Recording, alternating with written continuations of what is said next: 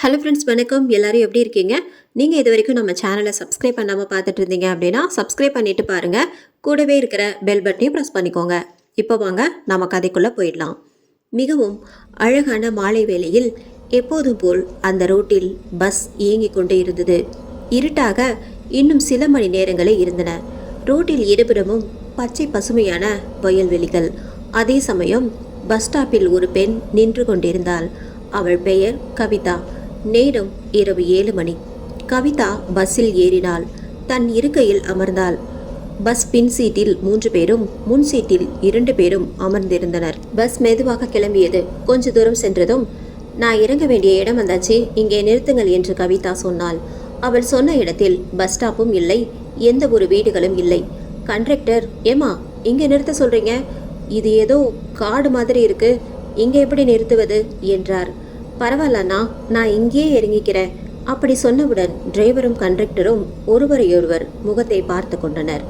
சரிம்மா, இங்கே இறங்கிக்கோ என்று சொன்னவுடன் சிரித்து கொண்டே இறங்கி சென்றாள்.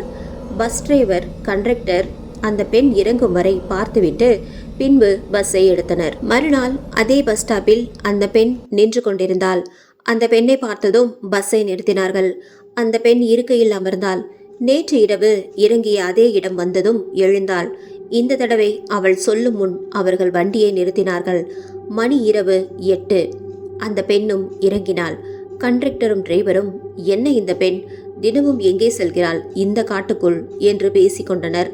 பஸ்ஸில் யாரும் இல்லாததால் அவர்கள் இறங்கி அந்த பெண்ணை ஃபாலோ செய்தார்கள். அந்த பெண் எங்கே போகிறாள் என்று. அந்த பெண் ஒரு காட்டிற்குள் சென்றாள். இவர்களும் பொறுமையாக பின்னாடியே சென்றார்கள். யாருமே இல்லாத இந்த காட்டுக்குள் ஒரு பங்களா இருந்தது. அதுவும் மரம், செடி, கொடிகளுக்கு நடுவில். பார்க்கவும் ரொம்பவும் பயங்கரமாக இருந்தது. கண்டக்டரும் டிரைவரும் பேசிக்கொண்டார்கள். இந்த பெண் எதுக்கு டெய்லியும் இங்க வர வேண்டும்? கொஞ்சம் தூரம் போனதும் மறைந்து விட்டாள். என்னடா, அந்த பொண்ணு இங்கேதானே வந்தா, எப்படி மறைஞ்சு போனா? ஐயோ, இப்ப அவளை எங்க போய் தேடுறது? எங்க போனானே தெரியலையே. ஒரு வழியாக எல்லா இடத்திலும் தேடி பார்த்துவிட்டு டிரைவரும் கண்டக்டரும் திரும்பி சென்று விட்டார்கள். பிறகு பஸ்ஸை ஸ்டார்ட் செய்து கிளம்பினார்கள். அந்த பெண்ணை நாளைக்கு எப்படியாவது கண்டுபிடிக்கணும். மறுநாள் காலையில் அதே பஸ் அந்த ரூட்டில் சென்றது. காலை மாலை என 2 முறை அந்த ரூட்டில் செல்லும். மணி காலை 9:30. பஸ்ஸில் நிறைய பயணிகள் பாடல் கேட்டுக்கொண்டே சென்றனர். அப்போது ஒருவர் இறங்கும் இடம் வந்தது. கண்டக்டர் விசில் ஊத டிரைவர் பஸ்ஸை நிறுத்தினார். டிரைவருக்கு தண்ணீர் தாகம் எடுத்ததால் பஸ்ஸில் கொண்டு வந்த வாட்டர் பாட்டிலில் தண்ணீர் இல்லை. அதனால் தண்ணி பிடிக்க வேண்டும் என்று அந்த ஊரில் இறங்கினர். அப்போது பஸ் ஸ்டாப் ஒட்டி ஒரு போஸ்டர் ஒன்று ஒட்டியிருந்தது. அதை தொடர்ச்சியாக பார்த்த கண்டக்டர் திடுக்கிட்டார். அண்ணா, அண்ணா, அங்க கொஞ்சம் பாருங்க. அண்ணா, என்னாச்சுடா? பஸ் எடுக்க போகணும், டைம் ஆயிடுச்சு, வா போகலாம். என்னத்தடா பார்க்க சொல்ற? அண்ணா, நம்ம பஸ்ஸில் நேற்று நைட்டு ஒரு பொண்ணு வந்துச்சுல, அந்த பொண்ணோட போஸ்டர் இங்கே ஒட்டி இருக்குண்ணே. என்ன போஸ்டர்டா அப்படின்னு டிரைவர் அந்த பக்கமாக திரும்பி பார்க்க, அது அந்த பொண்ணோட கண்ணீர் அஞ்சலி போஸ்டர். அதை பார்த்ததும் வைத்த கண் வாங்காமல் டிரைவர் அப்படியே உறைந்து விட்டார். அதன் பிறகு நினைவு வந்தவராய், வாடா போகலாம் என்று தண்ணீர் பாட்டிலை கீழே போட்டுவிட்டு விறுவிறுவென்று ஓடினார். பஸ்ஸில் ஏறி பஸ்ஸை ஸ்டார்ட் செய்தார். அப்போது கண்டக்டருக்கும் டிரைவருக்கும் ஒன்றுமே புரியவில்லை. இருவரும் நடுநடுங்கி போயினர். அதற்கு பிறகு இருவரும் பேசிக்கொள்ளவே இல்லை. பிறகு பயணிகள் எல்லாரையும் அவரவர் ஸ்டாப்பில் இறக்கிவிட்டு பஸ் காலியாக சென்றது. இப்போது மணி 1:30. இருவரும் லஞ்ச் சாப்பிட ஹோட்டலுக்கு சென்றார்கள். அங்கே, அண்ணா, நாம் பார்த்தது ஆவிதானே? எனக்கு நல்லா தெரிஞ்சிருச்சு. இப்போ என்னென்ன பண்ணுறது? இன்னைக்கு நைட்டு அந்த ஆவி நம்ம பஸ்ஸில் ஏறுமோ? இப்போ என்ன பண்ணுறது? கரெக்டாக அதே டயத்துக்கு அந்த பஸ் ஸ்டாப்பில் நிற்குமே. என்னென்ன பண்ணுறது? பேசுங்க அண்ணன், ஏதாவது சொல்லுங்க அண்ணன். எனக்கும் என்ன பண்ணுறதுனே தெரியலடா. இப்போ போய் நம்ம யார்கிட்டயாவது சொன்னால் யாருமே நம்ப மாட்டாங்க. என்ன பண்ணுறதுன்னு கொஞ்ச நேரம் யோசிக்க விடு. இன்னைக்கு நாம் அந்த பஸ்ஸை எடுத்துக்கிட்டு அந்த ரோட்டில், அதாவது அந்த ஊருக்கு போகிற வழியில் நம்ம போகவே வேண்டாம். நேரம் மாலை 6 மணி. காலையில் விடிஞ்சதும் நாம் அந்த ஊருக்கு போய் அந்த பொண்ணை பற்றி விசாரித்து பார்ப்போம். அவள் ஏன் ஆவியா இந்த மாதிரி எல்லாம் அலையிறா? நம்ம கண்ணுக்கு மட்டும்தான் தெரியறாளா இல்லை வேற யாரும் பார்த்துருக்காங்களா அப்படின்னு போய் விசாரிக்கலாம், சரியா? இரவு நேரம் 8:30. இருவரும் பேசிக்கொண்டே இருந்ததில் டைம் போனதே தெரியவில்லை. சரிடா, நீ வீட்டுக்கு போய் தூங்கு, காலையில் வந்து பேசிக்கலாம். போயிட்டு நிம்மதியாக போய் படு.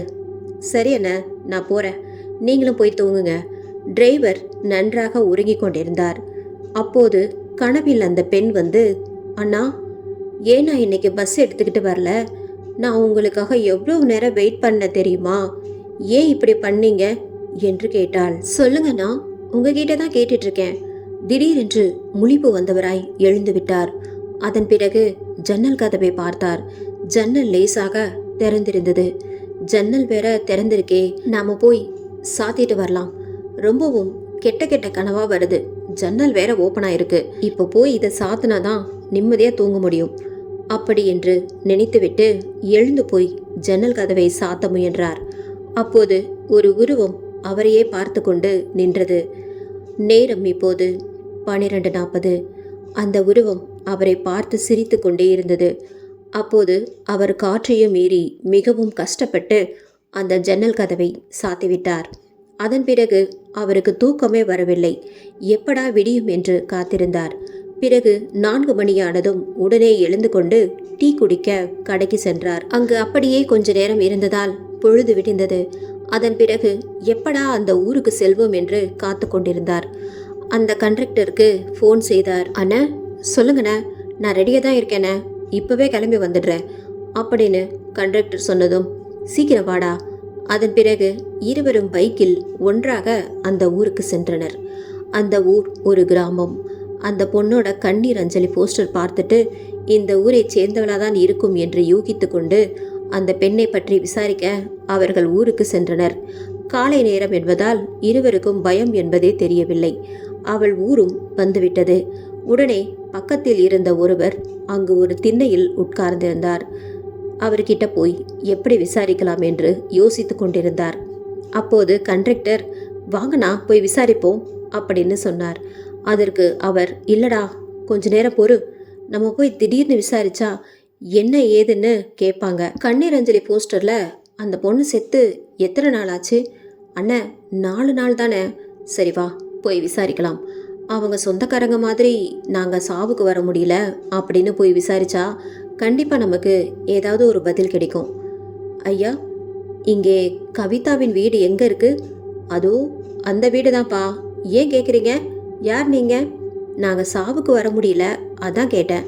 அப்படியா, சரிப்பா, போங்க. 2 பேரும் கவிதாவின் வீட்டுக்கு சென்றனர். அப்போது கவிதாவின் அம்மா, யார் நீங்கள்? உங்களுக்கு என்ன வேண்டும் என்று கேட்டாள். அம்மா, வீட்டில் யாரும் இல்லையா? நீங்கள் மட்டும்தான் இருக்கீங்களா? ஆமாம், நான் மட்டும்தான் இருக்கேன். நீங்கள் யாருன்னு சொல்லவே இல்லையே. கவிதாவின் வீடு என்று சொல்வதை விட அரண்மனை என்று தான் சொல்ல வேண்டும். அந்த அளவுக்கு பெரிய வீடாக இருந்தது. நல்ல வேளை வீட்டில் யாரும் இல்லை என்று மனதில் நினைத்து கொண்டு, அம்மா, உங்கள் பொண்ணு கவிதா அப்படி சொன்னவுடன் அந்த அம்மா தேம்பி தேம்பி அழுதாள். அம்மா, அழாதீங்க. என்னாச்சு உங்கள் பொண்ணுக்கு? எப்படி இறந்தாங்க? என்னோட பொண்ணு ஒரு பஸ் ஆக்சிடெண்ட்டில் இறந்துட்டாப்பா. அவரோட மூஞ்சி கூட சரியாக தெரியலப்பா. அப்படியே நசுங்கி போயிருந்தது. அந்த அம்மா சொல்லும்போது அழுகை பீறிட்டு வந்தது. சரிங்கம்மா, நீங்கள் அழாதீங்க, நாங்கள் கிளம்புறோம், வாடா போகலாம் என்று சொன்னதும் 2 பேரும் கிளம்பினர். என்னண்ண ஆக்சிடெண்ட்டுன்னு அந்த அம்மா சொல்கிறாங்க? நீங்கள் அந்த அம்மா பொண்ணோட ஆத்மாவை பார்த்தீங்கன்னு சொல்லவே இல்லை. இல்லைடா, அந்த அம்மா ஏற்கனவே அழுகுறாங்க. இதில் நான் வேற அந்த பொண்ணு நம்ம கண்ணுக்கு தெரிஞ்சதுன்னு சொன்னால் ரொம்ப கஷ்டப்படுவாங்க. ஆமாம், ஏன் அந்த பொண்ணு நம்ம கண்ணுக்கு மட்டும் தெரிஞ்சா நம்மக்கிட்ட ஏதாவது சொல்ல வருதோ? அதான் எனக்கு ஒன்றும் புரியலடா. சரி வா, நம்ம ஊருக்கு போகலாம் என்று சொல்லிவிட்டு இருவரும் ஊருக்கு கிளம்பினார்கள்.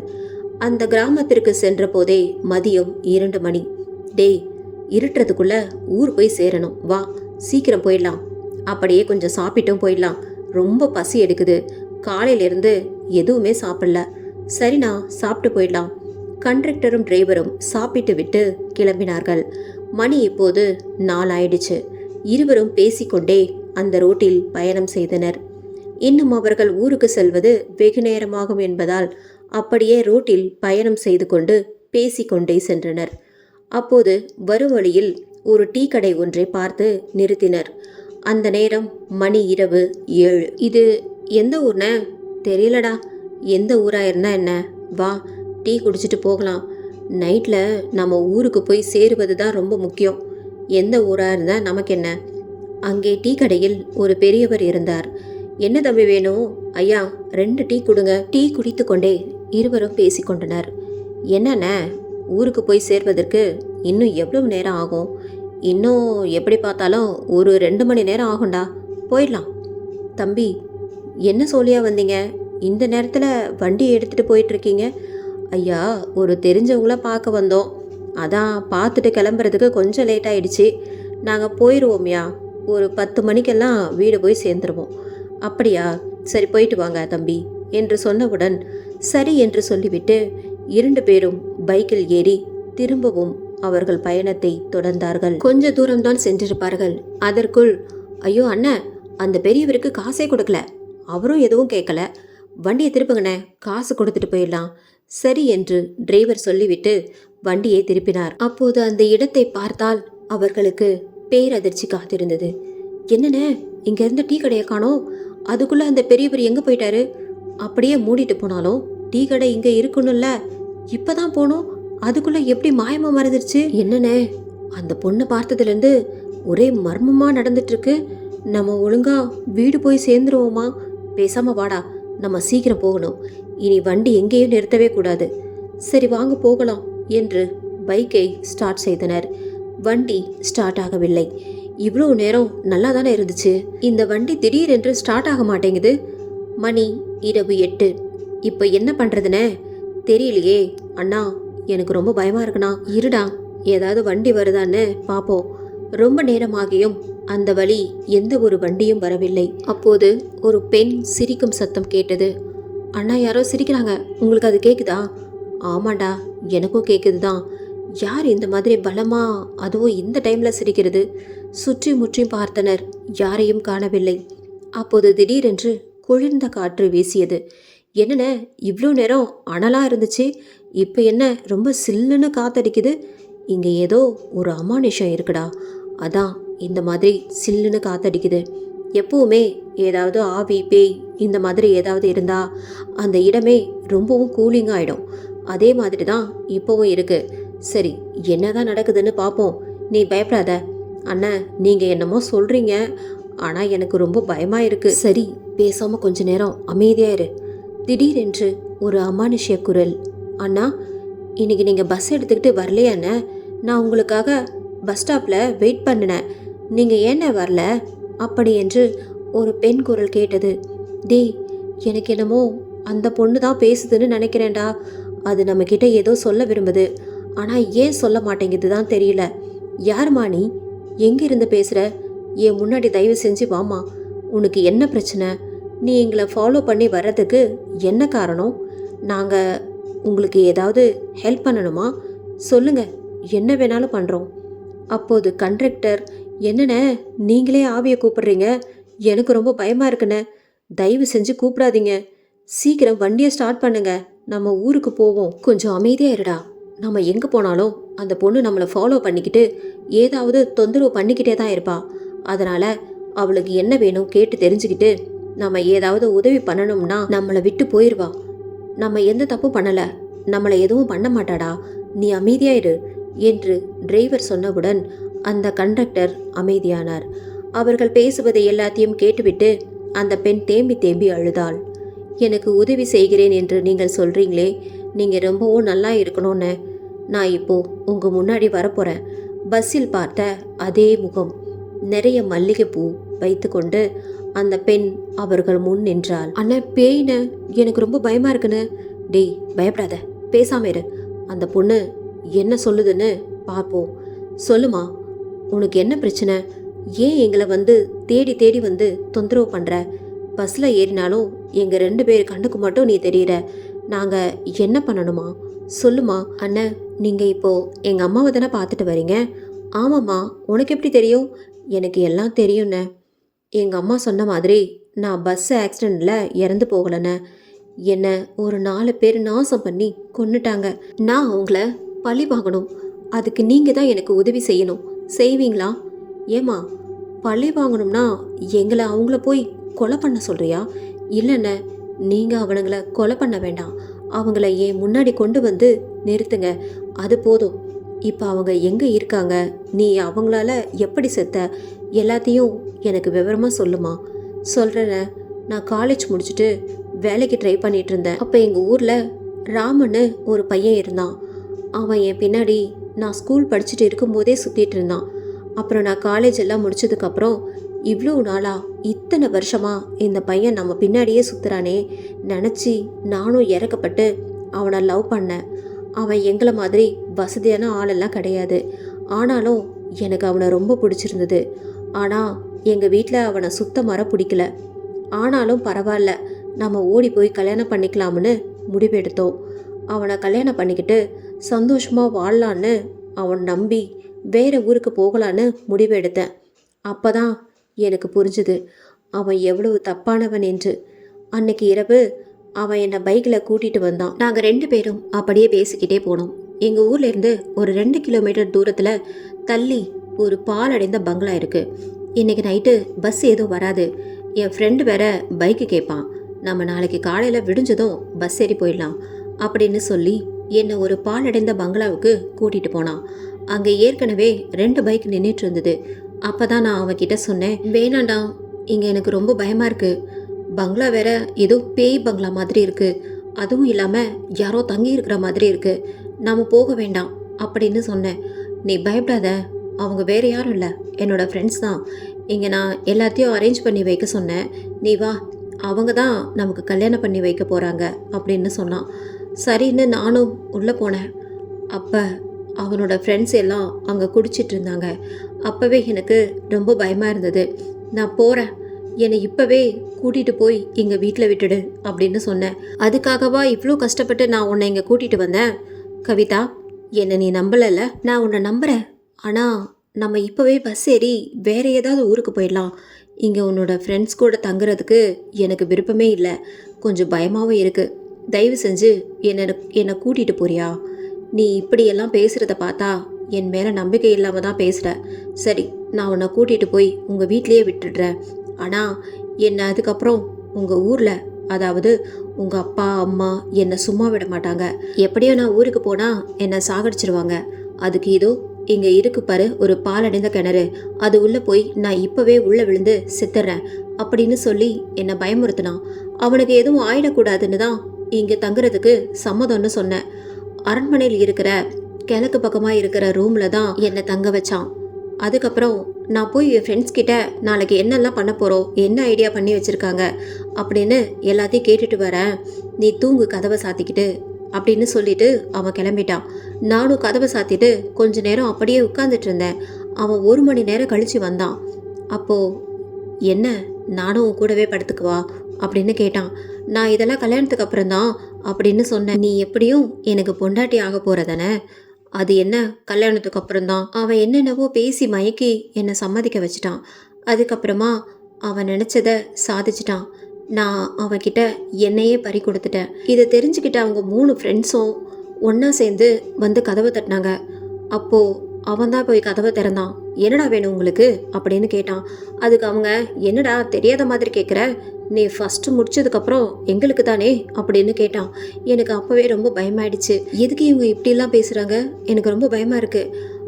ஒன்றும் இல்லை, நீ பயப்படாத, ப்ளீஸ் எங்கள் அம்மா கிட்ட கொண்டு போய் விட்டுரு, என்னை ஊர்லேயே கொண்டு போய் விட்டுரு, நான் போயிடுறேன். முறைப்படி அப்பா அம்மா கிட்ட வந்து பொண்ணு கேளு. அது மட்டும் இல்லாமல் நான் உன் கூட வந்தேன்ட்டு யாருக்குமே தெரியாது. நான் ஃப்ரெண்ட்ஸ் வீட்டில் 2 நாள் தங்கிட்டு வரேன் அப்படின்னு தான் சொல்லிட்டு வந்தேன். தயவு செஞ்சு என்னை விட்டுருங்க ப்ளீஸ் அண்ணா அப்படின்னு நான் கெஞ்சினேன். இந்த மாதிரி ஃப்ரெண்ட்ஸ் நடத்தி கொடுக்குற மேரேஜ் எல்லாம் வேண்டாம் அப்படின்னு சொன்னேன். அதுக்கப்புறமும் அவன் என்னை போக விடாமல் என்னை பெட்டில் பிடிச்சி தள்ளிட்டான். அப்போது அவனோட 3 ஃப்ரெண்ட்ஸும் அவனை வெளியில் தள்ளி கதவை சாத்திட்டாங்க. அவனை எதுக்குடா வெளியில் தள்ளி கதவை சாத்தின, டேய் அவன் தான் முடிச்சிட்டான்ல, நம்ம வந்து ஆரம்பிப்போம் அப்படின்னு சொல்லி என்னை 3 பேரும் சேர்ந்து நாசம் பண்ணிட்டாங்க. இப்போ வரைக்கும் அவன் நல்லவன் தான் நினச்சிக்கிட்டு இருந்தேன். அவன் என்னை காப்பாற்றுறது கூட முயற்சி பண்ணலை. எங்கே என்னை வெளியில் விட்டா நான் ஊரில் போய் எல்லாத்தையும் சொல்லிடுவேன்னு என்னை தூக்கிட்டு போய் கிணத்து பக்கம் இருக்கிற கல்லில் படுக்க வச்சு என் தலையில் பெரிய பாறாங்கல்லாம் தூக்கி போட்டுட்டாங்க. என்னோட பாதி உசுறு போறதுக்குள்ள அவங்க என்னை வண்டியில வச்சு தூக்கிட்டு போய் ரோட்ல போட்டுட்டாங்க. இது எல்லாமே எனக்கு தெரிஞ்சிருந்தும் என்னால் எதுவுமே பண்ண முடியல. என்னால் எந்திரிக்க கூட முடியல. நடு ரோட்டில் கிடந்ததால என்னை பஸ்ஸு தான் ஏற்றிட்டு போயிடுச்சு. அதனால தான் மூஞ்சியெல்லாம் நசுங்கி போயிடுச்சுன்னு எல்லாரும் முடிவு பண்ணிட்டாங்க. எங்கள் அம்மா அப்பாவும் நம்பிட்டாங்க. ஏற்கனவே என்னோட பொண்ணு தலை நசுங்கி செத்துருக்கா. அதனால போஸ்ட்மார்ட்டம் எதுவும் தேவையில்லை. நாங்கள் வீட்டுக்கே கூட்டிகிட்டு போகிறோம். நீங்கள் போலீஸில் எதுவும் தகவல் சொல்லாதீங்க அப்படின்னு சொல்லி என்னை கூட்டிகிட்டு போயிட்டாங்க. எங்கள் அம்மா என்னை பார்த்து அழுதும் என்னால் அவங்கக்கிட்ட எதுவுமே சொல்ல முடியாமல் நான் தவிச்சிட்டு இருந்தேன். நான் இந்த மாதிரி 4 பேரால் இவ்வளோ கஷ்டப்பட்டு செத்துருக்கேன். எங்கள் அம்மா அப்பாவுக்கு தெரிஞ்சால் ரொம்பவும் கஷ்டப்படுவாங்க. அதனால தான் அவங்கக்கிட்ட எதுவுமே சொல்ல விரும்பலை. நான் பஸ்ஸில் அடிபட்டதாகவே அவங்க நினச்சிட்டு இருக்கட்டும். இதில் என்ன ஒரு விஷயம்னா, எங்கள் அம்மாவுக்கும் அப்பாவுக்கும் நான் காதலிச்சதே தெரியாது. அந்த பையன் கூட ஓடி போனதும் தெரியாது. பொண்ணு எங்கேயோ வெளியில் போயிருக்கிறா அப்படின்னு தான் எல்லாரும் நினச்சிட்டு இருக்காங்க. சரி அண்ணா, இதை பற்றி எதுவுமே எங்கள் அம்மா அப்பாவுக்கு தெரிய வேண்டாம். அவங்க நிம்மதியாக இருக்கட்டும். அப்புறம் நீங்கள் எனக்கு உதவி செய்வீங்க தானே என்று கேட்கவும், கண்டிப்பாக உதவி செய்கிறேம்மா. எனக்கு ஒரு தங்கச்சி இருந்தா நான் இந்த உதவியை செய்ய மாட்டேனா? ஆனால் அவங்க இப்போ எங்கே இருக்காங்கன்னு தான் எனக்கு தெரியல. அவங்க 3 பேரும் எங்கள் ஊர் இல்லைண்ணே, பக்கத்து ஊர். ஆனால் என்னை லவ் பண்ணவன் தான் என்னோட ஊர். அதெல்லாம் சரிதாம்மா. உனக்கு தான் நிறைய சக்தி இருக்கே. நீ அவங்கள போய் கொன்று இருக்கலாமே. ஏன் நீ எங்ககிட்ட வந்து உதவி கேட்கணும்? அதுதான் எனக்கு புரியல. அதுக்கு தானே சரியான சந்தர்ப்பத்துக்காக காத்துட்ருக்கேன். முதல்ல என்னை லவ் பண்ணுறேன்னு சொல்லி என்னை ஏமாற்றி கூட்டிகிட்டு போனவனை தான் கொல்லணும்னு நினச்சி அவன் அன்னைக்கு ரோட்டில் ஃபுல்லாக குடிச்சிட்டு வண்டி ஓட்டிகிட்டு வந்தான். அப்போ தான் லாரியை விட்டு அவனை அடிக்கலான்னு முடிவு பண்ணேன். லாரியே அவன் மேலே மோத விட்டேன். ஆனால் அவன் எப்படியோ தப்பிச்சிட்டான். ஹாஸ்பிட்டலில் அட்மிட் பண்ணி அவன் பொழைச்சிட்டான். அப்போ அவன் கண்ணுக்கு நான் தெரிஞ்சதுனால அவன் 3 ஃப்ரெண்ட்ஸையும் உஷார்படுத்திட்டான். அவங்க இப்போது ஒரு சாமியார்கிட்ட தாயத்தை வாங்கி கட்டியிருக்காங்க. அது ரொம்பவும் சக்தி வாய்ந்ததாக இருக்குது. அதனால தான் என்னால் அவங்க பக்கத்தில் போக முடியல. இதை வேற யாருடைய உதவி இல்லாமல் என்னால் மட்டும் தனியாக செய்ய முடியாது. எப்படியாவது அவர்கள் கையில் இருக்கிற தாயத்தை கலட்டணும். நீங்கள் தான் எனக்கு உதவி செஞ்சாகணும். வாங்க, நான் உங்களுக்கு அவங்க இருக்கிற இடத்த காட்டுறேன் என்று சொல்லிவிட்டு அந்த பெண் வழி சொல்ல இருவரும் கிளம்பி சென்றார்கள். பக்கத்து ஊரில் இருக்கும் ஜெகன், ரவி, மோகன் இவங்க 3 பேரையும் தேடி ஒரு 10 மணியளவில் புறப்பட்டு சென்றார்கள். ஒரு சமுதாய கூடத்தில் குடித்து கொண்டிருந்தார்கள். அந்த பெண், இவர்கள்தான் அண்ணா என்னை நாசமாக்கியது. இவங்க கையில்தான் இருக்கிற அந்த தாயத்து தான் என்னை அவங்கள கொல்ல விடாம தடுக்குது. எப்படியாவது அந்த தாயத்தை மட்டும் கலட்ட வச்சிருங்க அண்ணா அப்படின்னு சொல்லி அந்த பெண் சொன்னவுடன், சரிம்மா நான் பார்த்துக்கிறேன். உனக்கு தாயத்தை மட்டும் அவங்களா கலட்டி வச்சா போதுமில்ல, நீயே அவங்கள ஏதாவது பண்ணிக்கோ என்று சொல்லிவிட்டு அவர்களை நோக்கி சென்றனர். வணக்கண்ணே, நான் பக்கத்து ஊர். இங்கே பஸ்ஸுக்கு லேட் ஆயிடுச்சு. அதனால கடைசி பஸ்ஸும் போயிடுச்சுண்ணே. கொஞ்ச நேரம் இங்கே படுத்துக்கலாம்னு வந்தோம். படுத்துக்கலாமாண்ணே? அட, தூங்குவதெல்லாம் அப்புறம் பார்த்துக்கலாம். வாங்க, வந்து கொஞ்ச நேரம் கம்பெனி கொடுங்க என்று சொன்னவுடன் கண்டக்டரும் டிரைவரும் அவர்களுடன் போய் உட்கார்ந்தார்கள். ஏற்கனவே அதிகமாக குடித்து கொண்டிருந்தவர்கள் கண்டக்டரும் டிரைவரும் சரக்கு பாட்டில் வாங்கி கொண்டு சென்றார்கள். எப்படியாவது இவர்களுக்கு சரக்கு ஊற்றி கொடுத்து போதையில் இருக்கும்போது அந்த தாயத்தை கலட்டிவிட வேண்டும் என்று நினைத்து, எங்களுக்கும் குடிக்கலைன்னா தூக்கமே வராது, நாங்களும் வாங்கிட்டு வந்திருக்கோம், வாங்க எங்களோட ஷேர் பண்ணிக்கோங்க வாங்க என்று சொன்னவுடன் அந்த 3 பேரும் இவர்களை நம்பி உட்கார்ந்தார்கள். ஆனால் கண்டக்டரும் டிரைவரும் குடிக்கவில்லை. சும்மா குடிப்பதாக நடித்துவிட்டு இவர்களுக்கு ஊத்தி கொடுத்து விட்டே இருந்தார்கள். அந்த ஜெகன், ரவி, மோகன் இவர்கள் 3 பேரும் எழுந்திருக்கவே முடியாத அளவுக்கு போதை ஏறியதால் அப்படியே படுத்து விட்டார்கள். அப்போது அவர்கள் கையில் கட்டி இருந்த தாயத்தை கண்டக்டர் டிரைவரும் கலட்டி விட்டார்கள். கலட்டிவிட்ட கையுடன் இவர்கள் தூரம் சென்று விட்டார்கள். அப்போதுதான் அந்த பெண் அவருடைய கொலைவெறி தாக்குதலை ஆரம்பித்தாள். ஒருவனை தூக்கி அடித்தாள். அப்படியே அவன் மரத்தில் போய் மோதி விழுந்தான். அப்போது கூட அவனுக்கு போதை தெரியவில்லை. இன்னொருவனை கழுத்தை பிடித்து நெரித்து கொன்றுவிட்டாள். மரத்தில் போய் மோதியவனை அப்படியே அந்த மரத்தில் தூக்குமாட்டி தொங்க விட்டாள். மீதி இருக்கும் ஒருவன் ஒரு பெரிய பாறாங்கல்லை எடுத்து அவன் தலைமேலே போட்டு கொன்றாள். ஈவு இரக்கம் இல்லாமல் என்னை கொன்னீங்கல்ல, இப்ப எல்லாரும் சாவுங்கடா என்று சொல்லிவிட்டே கொன்றாள். என்னை லவ் பண்றேன்னு சொல்லி ஏமாத்தி என்னை கூட்டிட்டு போனானே, கடைசியாக தான் அவனை கொல்லணும்னு நினச்சேன். வாங்கண்ணே போகலாம் என்று சொல்லிவிட்டு அவள் ஊருக்கு சென்றாள். கண்டக்டரும் டிரைவரும் அவள் பின்னாடி சென்றார்கள். ஹாஸ்பிட்டலில் அட்மிட் பண்ண அவன் 1 மாதத்துக்கு பிறகு திரும்பவும் வீட்டுக்கு வந்திருந்தான். மணி இப்போது இரவு 12. ராமுவோட வீட்டில் அவர்கள் அம்மா, இன்னைக்கு தான் ஹாஸ்பிட்டல் இருந்து வந்திருக்க, இன்னும் தூங்காம என்னடா பண்ணிட்டு இருக்க, பேசாம தூங்குடா, இவ்வளோ நேரம் முழிச்சிட்டு இருப்பியா என்று அவர்கள் அம்மா சொல்லிவிட்டு ரூமுக்குள் சென்று விட்டார்கள். இவன் மொபைல் நோண்டிக்கொண்டே ரொம்ப நேரமாக தூங்காமல் மொபைலை பார்த்து கொண்டிருந்தான். அப்போது கதவு தட்டும் சத்தம் கேட்டது. அவரோட ஃப்ரெண்ட்ஸ் தாயத்தை கட்டியிருந்தாலும் இவன் ஒரு தாயத்தும் கட்டவில்லை. அதனால் இவனை கொல்வது மிகவும் ஈஸிதான் என்று அந்த கவிதா நினைத்து கொண்டு சிரித்து கொண்டிருந்தாள். கதவை தட்டும் சத்தம் கேட்டவுடனே வெளியே வந்து யார் கதவை தட்டினார்கள் என்று நினைத்து கொண்டு எட்டி பார்த்தால் கதவை திறந்தும் யாருமே இல்லாததால் திரும்பவும் கதவை சாத்த போனான். அப்போது, ராமு, நான் அம்மா வெளியில தான் இருக்கேன், கொஞ்சம் வரியா என்ற ஒரு குரல் கேட்டவுடன், அம்மா நீ வெளியில என்ன பண்றமா? அட, உனக்கு எல்லாத்தையும் சொல்லணுமா? கொஞ்சம் வெளியில வாடா. அந்த இருட்டில் தட்டு தடுமாறி லைட் வெளிச்சம் இருந்தாலும் கிராமத்தில் அவ்வளவாக லைட் மங்களாகத்தான் இருக்கும். என்ன அம்மா குரல் கேட்டுச்சு, ஆனா அம்மாவை காணோமே, எங்கம்மா போடிங்க, அம்மா எங்க இருக்கீங்க என்று தேடிக்கொண்டே சென்றான். பாதி தூரம் சென்று விட்டான். அப்போது அவன் வீட்டை விட்டு மிகவும் ரொம்ப தூரம் வந்துவிட்டான். அவனுக்கே தெரியாமல் அவன் அம்மா குரல் கேட்டதும் மதிமயங்கி சென்று விட்டான். அப்போது சுடுகாட்டிற்கு போகும் வழியில் இடுகாடு ஒன்று இருக்கும். அங்கு நின்று கொண்டிருந்தான். இருட்டில் எங்கு சென்றோம் என்றே அவனுக்கு தெரியவில்லை. ராமு, நான் கவிதா. ராமு, என் குரல் உனக்கு கேக்குதா என்று கவிதா பேசினாள். அப்போது அவன், கவிதா, கவிதா நீயா? நானே தாண்டா. என்னை லவ் பண்ணுறேன்னு ஏமாத்தி என்னை இப்படி கூட்டிட்டு போய் நாசம் பண்ணி என் வாழ்க்கையே கெடுத்துட்டியடா. நான் என்னடா பாவம் பண்ண உனக்கு? உன்னை லவ் பண்ணதை தவிர.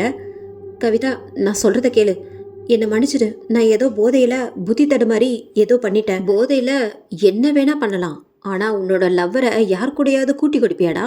கவிதா ப்ளீஸ், கவிதா என்னை எதுவும் பண்ணிடாத. நானும் இப்படி தானடா கெஞ்சினேன், கதர்னு. என்னை எத்தனை பேர் சேர்ந்து என்னை நாசம் பண்ணீங்க, மனசாட்சியே இல்லாமல் நடந்துக்கிட்டீங்களேடா என்று பேசிக்கொண்டே போகும்போது அவன் இடுகாட்டிலிருந்து சுடுகாட்டிற்கு சென்று விட்டான். அப்போது அவனை பலார் என்று ஒரு அறை விட்டால் அவன் தூரமாக போய் விழுந்தான். அப்போதும், கவிதா என்னை விற்று கவிதா ப்ளீஸ், என்னை மன்னிச்சிடு என்று கெஞ்சினான். மன்னிப்பா? உனக்கெல்லாம் மன்னிப்பே கிடையாதுடா. திரும்பவும் ஒரு அறை விட்டவுடன் அவன் தூரமாக போய் விழுந்தான். அப்போது கண்டக்டரும் டிரைவரும் சுடுகாட்டில் குழியை தோண்டினார்கள். அவனை குழிக்குள்ளே தள்ளி உயிரோடு இருக்கும்போதே புதைத்து விட்டார்கள். என்னை சீரழிச்சவங்களை எல்லாரையும் நான் பழி வாங்கிட்டேன். உங்களுக்கு ரொம்ப நன்றி அண்ணா, நான் உங்களை எப்பவுமே மறக்க மாட்டேன் என்று சொல்லிவிட்டு அந்த பெண் மாயமாக மறைந்தாள். அதற்கு பிறகு இவர்கள் இருவரும் வண்டியை எடுத்துக்கொண்டு அவர்கள் ஊர் இருக்கும் இடத்திற்கு சென்று விட்டார்கள். மறுநாள் காலையில் அவர்கள் டியூட்டிக்கு செல்ல முடியாததால் அன்னைக்கு லீவு போட்டுவிட்டு நன்றாக உறங்கிவிட்டு நைட் டியூட்டிக்கு சென்றனர். அப்போது அந்த பஸ் ஸ்டாப்பை பார்த்தனர். அப்போது கவிதா அங்கு இல்லை. 2 பேரும் முகத்தை பார்த்து சிரித்து கொண்டார்கள். இந்த எபிசோட் உங்களுக்கு பிடிச்சிருந்தது அப்படின்னா நம்ம சேனலை மறக்காமல் சப்ஸ்கிரைப் பண்ணுங்கள், லைக் பண்ணுங்கள், ஷேர் பண்ணுங்கள். நன்றி, வணக்கம்.